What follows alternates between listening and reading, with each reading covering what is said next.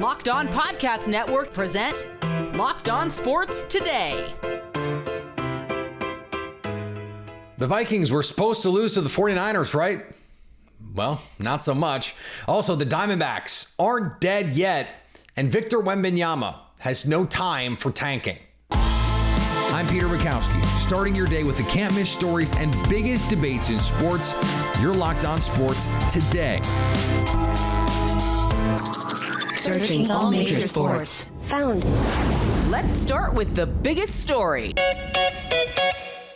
Last week, the San Francisco 49ers fell to a Cleveland Browns team with a backup quarterback, and it was just a one-game aberration. They're still the best team in the NFL. Well, they might still be, when it's all said and done, the best team in the NFL, but it's now 2 in a row, a 22-17 shocker on Monday night to the Minnesota Vikings. Brian Peacock from Locked On 49ers joins me now. And Brian, this 49ers team looks like a different one than the one that we saw the first 5 weeks of the season. So what has changed? Well, look, first of all, there are powers that are stronger than you and I involved in a game like this. There are powers stronger than the state of Minnesota and the state of California combined. And that's the powers of true love and lost love between Kyle Shanahan and Kirk Cousins. And I think this had to happen so there'd still be that thought in the back of everyone's mind when Kirk Cousins is a free agent this offseason that maybe it's not Brock Purdy. Maybe it is actually Kirk Cousins that is the guy for Kyle Shanahan. And this almost had to happen to keep that dream alive. I thought you were going to say Kim Kardashian because Nick Bosa was one of the poster boys for their new whatever product line that they're launching. And so that's where I thought you were going with that. I hope not. I mean, I hope we don't have pop stars in the booth and famous people outside of the league. The NFL would never do that. The NFL would never do that. You're deflecting, Brian, because this team does not seem like it is playing with the same sort of intensity right now. And on some level, I get it. This is a team who's a lot of these players have been through it. They know that their season is ultimately defined by what happens in January. But is there something you can point to why this offense in particular, which looked unstoppable through the first month and a half of the season, can't consistently move the ball right now? You know, the only thing, they're missing Deebo Samuel and Trent Williams in this game. So potentially that messes with Kyle Shanahan because Deebo's been such an impactful part of the 49ers offense. And even when he's not putting up huge numbers, he's somebody that the defense has to deal with. And he's somebody that can turn a small pass into a big pass. And Trent Williams allows you to do whatever you need on the offensive line because you can help out anybody else. You can run behind him. The most undefeated play this season when Trent Williams is healthy is motioning George Kittle over to the left side off of Trent Williams' hip and running Christian McCaffrey off the left side. I mean, they've got a satchel full of 20-yard plus runs by Christian McCaffrey just running off the left side because they've got better dudes than you do up front. And I think that's where the 49ers lost this game. We're going to talk, a lot of focus on the quarterbacks, and it should be. And Brock threw a couple interceptions that shouldn't happen. And Kirk Cousins was awesome in this game. But up front, the 49ers didn't win enough against the really good tackles. And the front for really on both sides of the ball, the front for the Minnesota Vikings did a good job beating the 49ers' strength, which is their line. And I know you're missing Trent Williams, but the defensive line should have won more often than they did in this game. The Vikings punted one time. 452 yards of offense against this 49ers defense. That without Justin Jefferson, that seems impossible. Now I know the Jordan Addison play, like if you haven't seen it, go find the video. You have an interception dead to rights and Jordan Addison snatches it. Like that's a fluky play. Yeah. There were not 380 other yards of fluky plays in this one. No, it wasn't a fluke game. The Vikings beat the 49ers here. And you could look at the first drive after the Charvarius, which was weird. I think the Charvarius Ward interception should have been maybe a catch by Jordan Addison. He took it away from Jordan Addison. And then Jordan Addison takes one away from Charvarius Ward later, makes an even better play because they were able to score. And the 49ers weren't because Christian McCaffrey fumbled on that first drive. So that could have changed the game entirely. And that was enough points right there for the 49ers to close the gap against the Vikings. So both games were winnable for the 49ers, but both weeks back to back, the 49ers have gotten beat by opponents that they thought going in they should have beat, that I thought going in they should have beaten. So the 49ers need to go back to the drawing board and need to get back to basics, need to start tackling better, need to have better run fits, and need to start getting after the other team's quarterback and making them uncomfortable and doing what they did the first 5 weeks of the season. And maybe we were right when we were trying to nitpick the 49ers a few weeks ago and said, maybe they're peaking early. Maybe they did peak early. The 49ers' best this season might have come in week 5. Stay up to date all year on the San Francisco 49ers by subscribing to Locked On Sports Today and Locked On 49ers on your favorite podcast app and on YouTube. Thanks for making Locked On Sports Today your first listen. Coming up, the Diamondbacks force Game 7 in Philly. Before we get to how they did it, the Rangers are World Series bound. Snap into action this NFL season with FanDuel, America's #1 sports book. Right now, new customers get $200 in bonus bets guaranteed when you place a $5 bet. That's $200 back in bonus bets, win or lose. If you've been thinking about joining FanDuel, there's no better time to get in on the action. The app is easy to use. There's a wide range of betting options, including spreads, player props, over-unders, and more. You can get in on the action with the NLCS, Arizona and Philadelphia, both high scoring potential, but FanDuel doesn't see a ton of runs in this one. The Diamondbacks and Phillies total 8.5. You can also combine different prop bets within a game to get an even bigger payout. FanDuel's same game parlays are a great way to enhance your sports watching experience. So visit FanDuel.com/lockedon and kick off the NFL season. FanDuel, official partner of the NFL.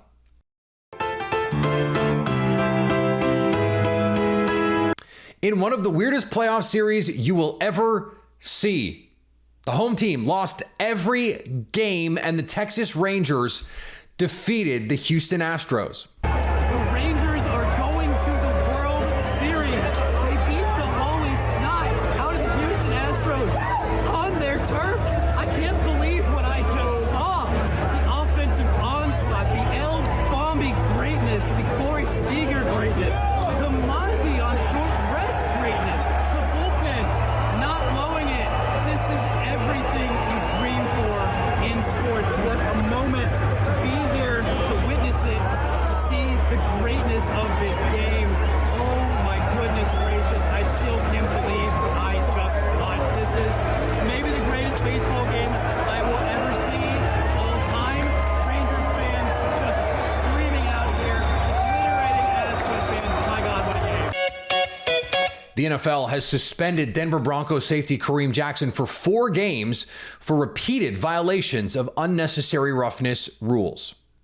I don't know what the NFL wants defensive players to do today. And this just isn't about Kareem Jackson. You look at how defensive players are being penalized and fined for everything that you can think of, minimal contact, big contact. And all of a sudden, the transition, it feels like this league is moving towards the NFFL, the National Flag Football League. We've seen the product on the field on Sundays, not just in Denver games, all around the NFL, primetime action, where the game is littered with flags. I'm tired of it. The game that I think you and I grew up watching guys like Brian Dawkins, John Lynch, Troy Polamalu, Ed Reed, Bob Sanders almost did decapitate people on the field. That game is dead. I have been saying for a long time, the league has to start ejecting and suspending these players. The fines are not enough. They have to miss games and affect their team. They have to protect each other better. Period. It's too important. Brain health is too important. Luke Musgrave, who Kareem Jackson hit in this game, got his second concussion in a month. It's just too important to not have harsher penalties for guys when they are committing senseless, big-time, dangerous hits. The NFL is asking injury report compliance questions to the Atlanta Falcons about when they knew rookie running back Bijan Robinson wasn't physically well and why it wasn't reported, according to the league policy. This in a new report. It is standard practice for the league to question teams about a player if he's not included on the weekly injury report and then is either unavailable for the game or plays far less than what would typically occur. Violations have previously been met with fines. Robinson did not enter Sunday's game against the Tampa Bay Buccaneers until 2 minutes remained in the first quarter. Coach Arthur Smith told Fox at halftime that Robinson wasn't feeling well. Milwaukee Bucks star Giannis Antetokounmpo has agreed on a 3-year, $186 million contract extension. There is a player option for 2027, 2028 as well. The deal commits Antetokounmpo to the franchise through the duration of guard Damian Lillard's contract. This also ends the possibility of him entering free agency in 2025. Giannis is one of 3 players in history with an MVP, a Finals MVP, and a Defensive Player of the Year award. Only Michael Jordan and Hakeem Olajuwon have also accomplished it. Safe to say he's a fan of the Dame trade. And Golden State Warriors forward Draymond Green will not play in the Warriors season opener against the Phoenix Suns on Tuesday night. Green is recovering from a left ankle sprain suffered during a pickup game 3 days before training camp began. He began light on-court work a week ago, starting 3-on-3 work Friday, and was elevated to 5-on-5 on Sunday. This is just the second time in Green's 12 years in the NBA he'll miss opening night. The last time was in the 2020-2021 opener, which he missed because of right foot soreness. In the NLCS, in a tough off with the Philadelphia Phillies in Philly, it was always going to be a tough order for the Arizona Diamondbacks. Well, Bell answered a 5-1 win. They got to Aaron Nola early and just held on for dear life in one of the most hostile places to play in all of baseball. Miller Thomas from Locked On Diamondbacks joins me now. And Miller, this is a squad right now. They got to Aaron Nola early. He'd only allowed 2 earned in the postseason. He gives up 4 earned in this one.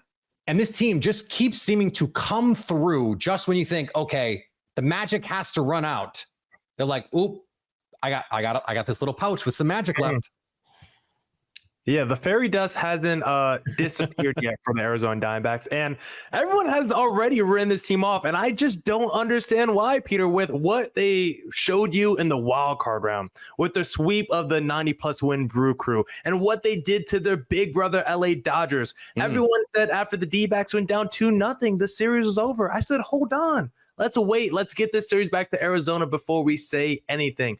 D-backs, of course, went down 3-2 back to Philly. Everyone again said the series was over. Jeff Passan was tweeting out after their Game 5 loss, series is over. Philly's going to the World Series. What did the D-backs do? Once again, the answer backs responded. The pitching matchup was huge in this game because, like you said, Aaron Nola has been dominant. The D-backs have yet to get to a starter early against the Phillies, and for once, their offense did that today. You had 10 hits from that D-backs offense. Everyone except for Christian Walker, who started in the lineup, got a hit today. And then for the D-backs, Merrill Kelly, who was pretty good in his first start against the Phillies, of course, made 3 mistakes that led to 3 big solo shots for the Phillies offense. But today, shut down, 1 earned run, 8 strikeouts, attack those Phillies hitters, and most importantly, Kyle Schwarber, no hits. Bryce Harper, no hits. Almost a perfect game from this D-backs, both offensively and from a pitching perspective.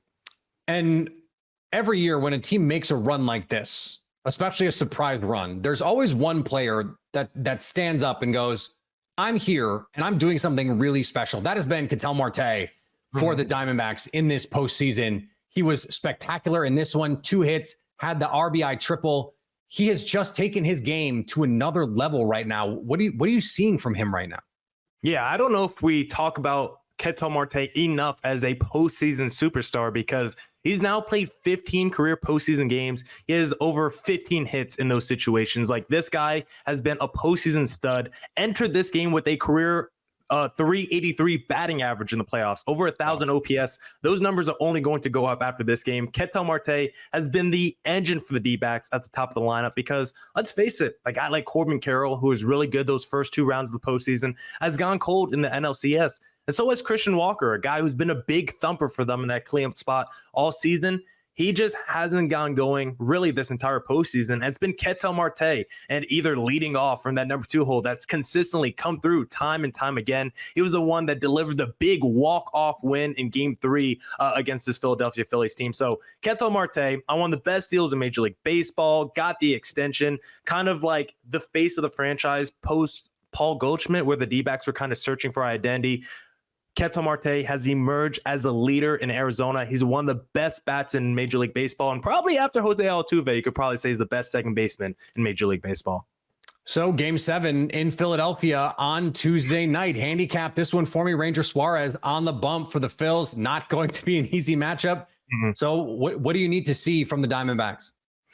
Well, if we get a repeat of last time, let's just keep Brandon Pfaadt out there as long as possible, because Brandon Pfaadt was the dude in the last game against the Phillies. If you remember, he pitched into the 6th inning. He had a shutout going. He had like 9 strikes. It was quite literally like one of the best postseason starts we've ever seen from a rookie or like any major leaguer for that period or ever. So for the D-backs, if Brandon Pfaadt's dealing, once again, keep Pfaadt out there. You're going to want your offense to get to Ranger Suarez early, but outside of what we saw today against Nola, the offense hasn't really been able to do that. So I just want to see the D-backs keep it close. You're going to be in Citizen Bank Ballpark.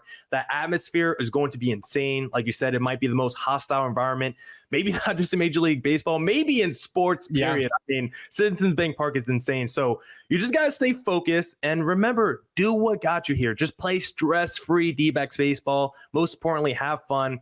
Everything is really on the line for the Phillies. They're facing more pressure than the D-backs. They're the big payroll team. They're the team trying to get to their second World Series. The D-backs, of course, want to get to the World Series, but if you had to do the pressure rankings in that game, it definitely falls more on the Phillies in front of their home fan base. So go out there, play stress-free baseball, play your brand of D-backs baseball, and just leave it all out there on the line. Stay up to date on the Arizona Diamondbacks by subscribing to Locked On Sports today and Locked On Diamondbacks on your favorite podcast app and on YouTube. Coming up, Victor Wenbanyama is not tanking. The Spurs won the lottery and got a generational talent in Victor Wenbanyama. One of the times when winning the lottery is more literal than it usually would otherwise be. Whether you believe it, the Spurs will be trying to win because of him, as Locked On Spurs host Jeff Garcia tells our Locked On NBA hosts. Same thing with the Spurs. I think been there, done that. You know, they got the big prize. They got Wemby. Let's move forward now and get this team, this franchise back to the top of the mountain. So although I don't think they're going to be purposely, manipulating games and sitting people out as we saw last year, I think they're really going to try to put their best foot forward with the Wemby era set to begin in just a few short weeks, and really put him in a position where he sees this team being winners, not losers. Ahead of the draft lottery, he made it very clear to French media that he doesn't understand tanking. He doesn't believe in it. So I think what Wemby wants, Wemby's going to get. And if Wemby wants this team to be winners, they're going to push forward and try not to be a tanking team and try to get into a play-in and then obviously playoffs and, back to the good old Spurs glory days. So no, I think the Spurs are going to try to avoid being tankers this upcoming season. The thing with Wenbanyama is, if the preseason is to be believed, if the international play is to be believed, if the scouts in the NBA are to be believed, and this is a generational type prospect, then Victor Wenbanyama is just going to be too good for them to tank, at least for them to tank effectively, unless he just doesn't play, unless he just gets hurt. He is the clear favorite to win Rookie of the Year, according to our friends at FanDuel. Clear. And he has the potential to be an all-time great rookie because he has the potential to be an all-time great player. Usually rookies are not highly impactful players. Wenbanyama looks like he can break the mold. It's just going to be hard for them to be bad if he is as good as he looks. And finally, Connor Stalions, the suspended Michigan State staffer at the center of the NCAA's sign-stealing probe, purchased tickets in his own name for more than 30 games over the past 3 years at 11 different Big Ten schools. This cheating scandal, and I'm putting cheating in heavy scare quotes, brought on the Wolverines is looking more and more like a well-organized scheme than a haphazard venture by a wayward assistant. A report says there is a significant paper trail for this. The NCAA is reportedly going to receive video evidence linking illegal scouting techniques to tickets purchased by Stallions.